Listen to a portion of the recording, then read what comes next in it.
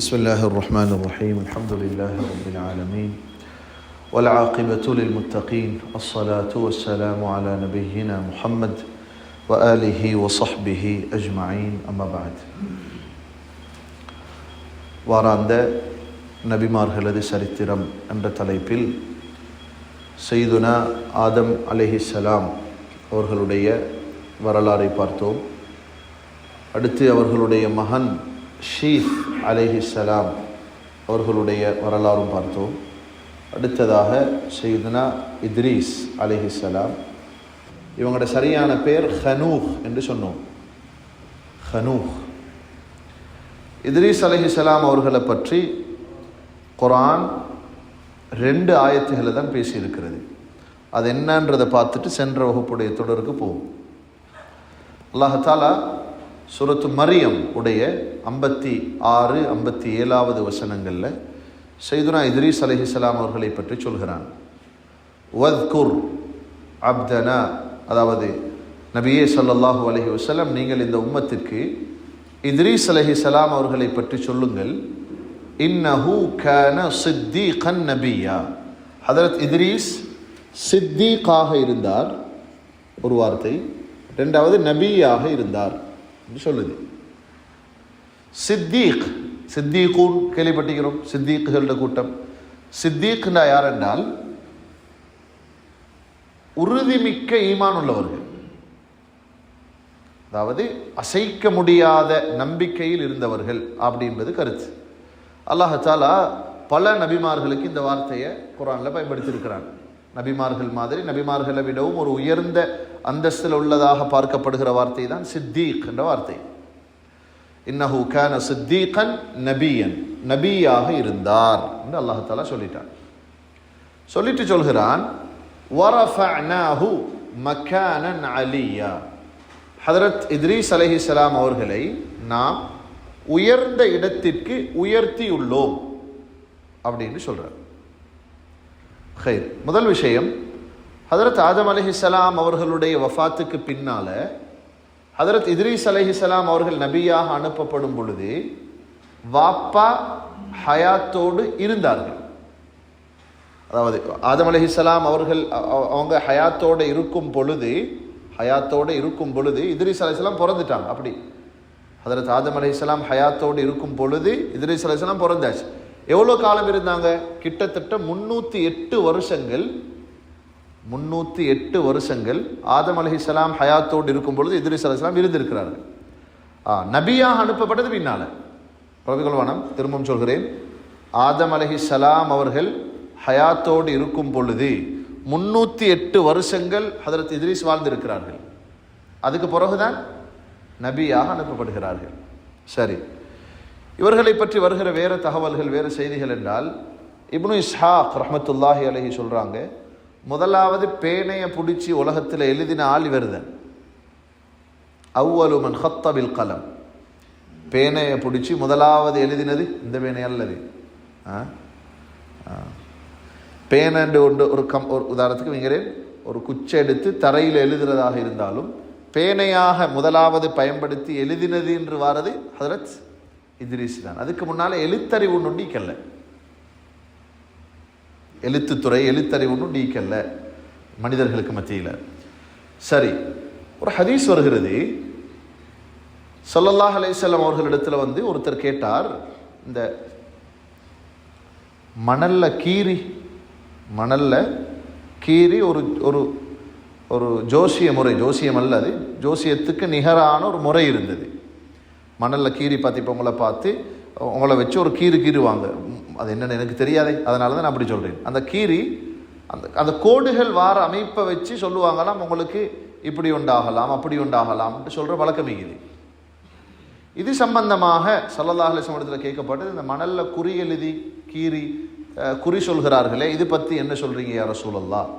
அப்போ ஸல்லல்லாஹு அலைஹி வஸல்லம் சொன்னார்கள், கான நபியும் மினல் அம்பியா யஹுத்து, அந்த ஹதீஸ் சஹீஹான ஹதீஸ், நபிமார்களிலும் ஒருவர் அப்படி எழுதி குறி சொல்பவராக கூறினா அதை பார்த்த ஒரு முறையில் அது ஒரு கல்வியாக இருந்தது, அது ஒரு துறையாக இருந்தது.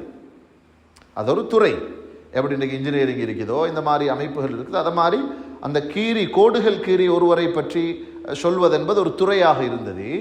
அந்த நபி அவர்களிடம் இருந்த அந்த அந்த அறிவு அதற்கு நிகரான முறையில் அது தொண்டு தொட்டு படிக்கப்பட்டு வந்து யாராவது எழுதினா அது சரியாய்க்கும், அப்படி இல்லாட்டி அது பிழை என்று சொன்னார். இப்போ கேள்வி என்னென்னா, அது என்ன துறைன்றதல்ல, அந்த எழுதின ஆள் யாரு?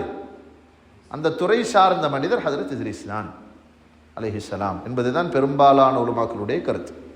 ஹைரப்ப இது அவர்கள் பற்றி ஒரு சிறியொரு தகவல். ரெண்டாவது, அல்லாஹ் சொல்கிறான், வரஃபஅனாஹு, நாம் ஹஜ்ரத் இத்ரீஸை உயர்த்தியுள்ளோம், மகானன் அலியன், உயர்ந்த இடத்திற்கு உயர்த்தியுள்ளோம் என்று சொல்றான். இது என்ன இது ஜி?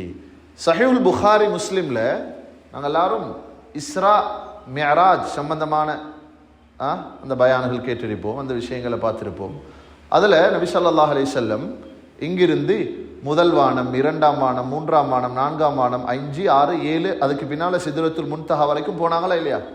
ஒவ்வொரு வானத்திலையும் அல்லாஹ் தஆலா ஒவ்வொரு நபிமாரை வைத்து வரவேற்றான், ஒவ்வொரு நபிமாரை கண்டாங்க. அதுல 4வது வானத்தில் கண்டது யாரு? இத்ரீஸ் அலைஹிஸ்ஸலாம் அவர்கள். எப்படி ஈசா அலைஹிஸ்ஸலாம் உயிரோடு உயர்த்தப்பட்டார்களோ அத மாதிரி ஹஜ்ரத் இத்ரீஸ் அலைஹிஸ்ஸலாமும் உயர்த்தப்பட்டார்கள். ஹஜ்ரத் இத்ரீஸ் அலைஹிஸ்ஸலாம் உயர்த்தப்பட்ட செய்தி குர்ஆன்ல சுருக்கமா நாங்க உயர்த்தினோம்னு வருது. அது எப்படி உயர்த்தினான், ஏன் உயர்த்தினான், எப்போ உயர்த்தினான், இந்த எந்த தகவலும் எங்களுக்கு ஹதீஸுகள்லையோ குர்ஆன்லையோ இல்லை. ஆனால் இஸ்ராஈலி ரிவாயாத் என்று சொல்றேன், அதாவது இந்த தௌராத், இன்ஜீல், வேற அந்த வானிலிருந்து இறக்கப்பட்ட அதிலும் மாற்றப்பட்ட திரிவுக்குட்படுத்தப்பட்ட அந்த கிதாபுகளில் உள்ள ஒரு தகவல் இருக்குது. அல்லாஹ் தஆலா இப்ப 4வது வானத்துல ஸல்லல்லாஹு அலைஹி வஸல்லம் ஹஜ்ரத் இத்ரீஸை சந்தித்தார்கள்ன்றது தெளிவான ஹதீஸ் தானே, அது மாற்று கருத்துக்கு இடமில்லாத ஹதீஸ், புகாரில முஸ்லிம்ல வருகிறது. அல்லாஹ் உயர்த்தினன்றான், எங்க உயர்த்தினன்றது இந்த ஹதீஸ்ல விளங்குது. ஏன் அங்க உயர்த்தணும், அதுக்கு தான் நான் பதில் சொல்ல போறேன். ஏன் உயர்த்த வேண்டும், தெளிவான ஆதாரம் நிரூபணமான தகவலாக எங்களுக்கு கிடைக்கல. இப்படி ஒரு செய்தி இருக்கிறது, அது பெரும்பாலான வரலாற்றாசிரியர்கள் அந்த செய்தியை எழுதுவாங்க. அது என்னென்றால், இப்னு அப்பாஸ் ரலியல்லாஹு அன்ஹுமா அந்த காலங்களில் இருந்த சஹாபாக்களோட காலத்தில் இருந்த ஒரு யூத அறிஞர், பின்னால் இஸ்லாத்தை ஏற்றுக்கொண்டார். அவருடைய பேர் பிரபல்யமான பேர் தான் கஅப் அல் அஹ்பார் என்று சொல்றார். கஅப் இன்றைக்கு எங்களோட இஸ்லாத்தை படித்தவங்களுக்கு உலமாக்கல் என்ற மாதிரி அந்த காலங்களில் இந்த அஹ்பார்ன்ற வார்த்தை அவங்களுக்கு பயன்படுத்தப்பட்டது. யாரு? தௌராத்தை இன்ஜீல படித்தவங்களுக்கு. இப்போ கஅப்ன்றவர் மிக துறை சார்ந்த ஒருவர், ஒரு இஸ்லாத்துக்கு வருகிறார். இந்த கஅபிடத்தில் போயிட்டு ஹஜ்ரத் இப்னு அப்பாஸ் ரலியல்லாஹு அன்ஹுமா கேட்டாங்க, இந்த அல்லாஹ் எங்கட குர்ஆன்ல வரஃபஅனாஹு மக்கானன் அலியான்னு சொல்றான், உயர்த்தினோம், இத்ரீஸை உயர்ந்த இடத்துக்கு உயர்த்தி இருக்கிறோம் அப்படின்னா என்ன? அவங்களோட ஏதாவது வேதத்தில் ஏதாவது இருக்குதா? நீங்க நேரத்தோட படிச்சிருப்பீங்க இல்லையா, தௌராத்தில் இன்ஜீல் ஏதாவது இருக்குதா? அப்ப கஅப் சொன்னார்கள் ரஹ்மத்துல்லாஹி அலை, அதாவது ஹஜ்ரத் இத்ரீஸ் அலைஹிஸ்ஸலாம் அவர்களுக்கு அல்லாஹ் தஆலா ஒரு மலக்கின் மூலம் ஒரு செய்தி சொன்னானாம், உங்களுக்கு நான் உங்களோட காலத்தில் வாழக்கூடிய மக்கள் செய்கிற அமல்களை விட பல மடங்காக்கி ஒவ்வொரு நாளும் உங்களுக்கு தரப்போறேன். உங்களோட சமூகத்தில் நீங்க பிரிக்கும் பொழுது எத்தனை பேர் வாழ்றாங்களோ அத்தனை பேர் செய்கிற அமலையும் உங்களுக்கு தரப்போறேன். அப்படின்னா அதில் கூலியெல்லாம் உங்களுக்கு தரப்போறேன். இப்போ ஹஜ்ரத் இத்ரீஸ் அலைஹிஸ்ஸலாத்துக்கு திரும்பவும் சொல்றேனே, இது அதாவது சந்தேகம் இல்லாத ஒரு நிரூபணமான ஆதாரம் உள்ள ஒரு விஷயம் அல்ல இது. இப்படி ஒன்று பெரும்பாலானவங்க எழுதுறதுனால அதை சொல்றேன். அப்போ திரும்ப ஹஜ்ரத் இத்ரீஸ் அலைஹிஸ்ஸலாம் அந்த மலக்கிடத்தில் கேட்டாங்களாம், அப்படியா இருந்தா எனக்கு இன்னும் கொஞ்ச நாள் அவகாசம் வாழ்க்கையில் தரப்பட்டா நல்லா இருக்குமே, இன்னும் நிறைய அமல்களை சம்பாதிச்சுட்டு போகலாமே அல்லாஹ் இடத்துல எனும் பொழுது அந்த மலக்கு சொன்னாராம், அந்த வேலை ஏண்ட பொறுப்பல்ல, அதுக்கு ஒரு மலக்கிக்கிறார், உங்களோட ரூஹ வாங்குறதுக்கு ஒரு மலக்கிக்கிறார், மலக்குல் மௌத், அவர்கிட்ட தான் அதை பேச வேணும். அப்படின்னா என்ன கூட்டி கொண்டு போங்களேன் என்று சொன்னாராம். இத்ரீஸ் அலைஹிஸ்ஸலாம் சொன்னாங்களா, அப்படின்னா என்ன அங்கே கூட்டி கொண்டு போங்களேன்.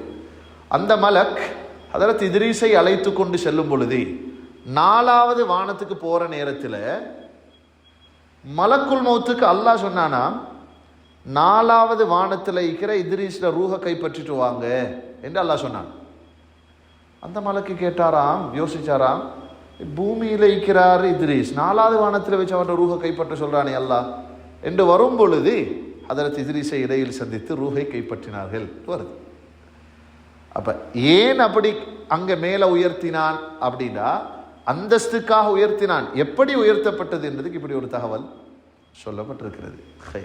இவ்வளோதான் ஒரு சுருக்கமான, நான் கடைசியில் சொன்ன சம்பவத்தை தவிர மற்ற எல்லாமே ஆதாரபூர்வமான சஹீஹான செய்திகளாக பதியப்பட்டிருக்கிறது. இதுதான் ஹதரத் இத்ரீஸ் அலைஹிஸ்ஸலாம் அவர்களை குறித்து குர்ஆன் பேசுகிற விஷயம்.